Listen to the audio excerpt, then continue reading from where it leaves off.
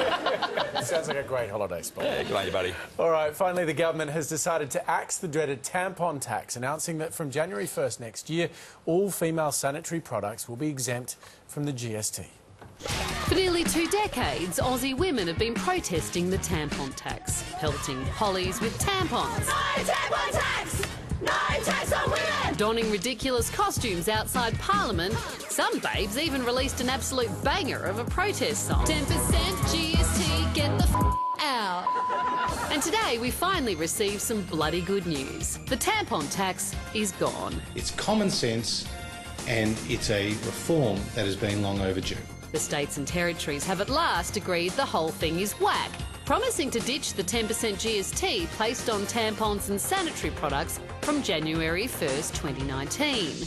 Aussie women spend around $300 million on sanitary products each year, so the move will cost around $30 million in lost tax revenue.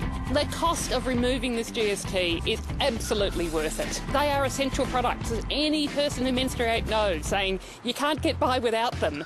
It's kind of baffling the tax was ever introduced, considering condoms, lubricant, incontinence pads and even Viagra are all GST-free. If in the year 2000 there'd been more women in our parliaments than sitting around the cabinet table, it wouldn't have happened. But ladies, it wasn't all good news today. It turns out breastfeeding aids like pumps and nipple shields will still attract GST. So Friday, it's your move.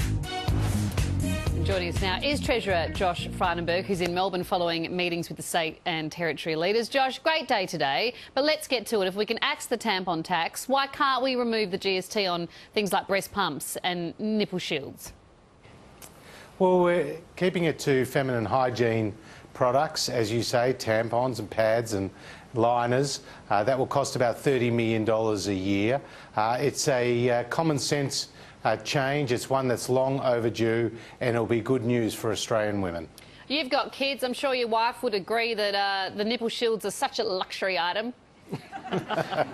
Yeah, I mean, we could debate all of these things. As you know, it doesn't apply to condoms and lubricants, and I think it was an anomaly that it did apply to feminine hygiene products, but now that's been changed. It's taken 18 years to get here, so it is a bit of a cause for celebration tonight. So, tell me, a lot of people consider this quite a divisive argument along gender lines.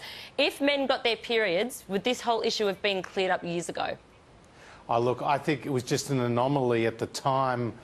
For a lot of reasons it wasn't changed, namely that nobody wanted to tinker with the base of the GST, but that has now changed, and I think today is something that we can all move forward with together and celebrate the fact that, at least with this anomaly, it's been changed. Hear, hear. It is, Josh, and there's been a lot of pressure. A lot of people have done great work in pressuring the government to change this, but there was one rap clip that we played on this show during the year. I think we're going to have a quick look at it. They say they can't touch the tax because the states need the money, but if we sold Tassie, we'd be cashed up, honey. I mean, sadly, they're only one-hit wonders, Josh. I'm not sure where they've gone since. I need to do one for nipple shields. Nipple shields. Absolutely. It's a lot better than Scoop Dog, isn't it?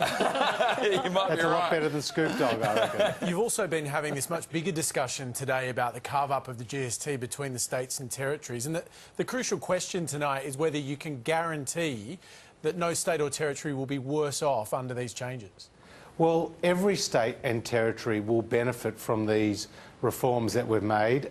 We are taking a leadership position, and what we have done is use the Productivity Commission data that's been provided by the states and territories themselves. We've also put in an additional $9 billion to help the states and territories, and as a result, they will all be better off on the numbers that we've produced. So, if it's so great, why aren't all the states and territories happy with it?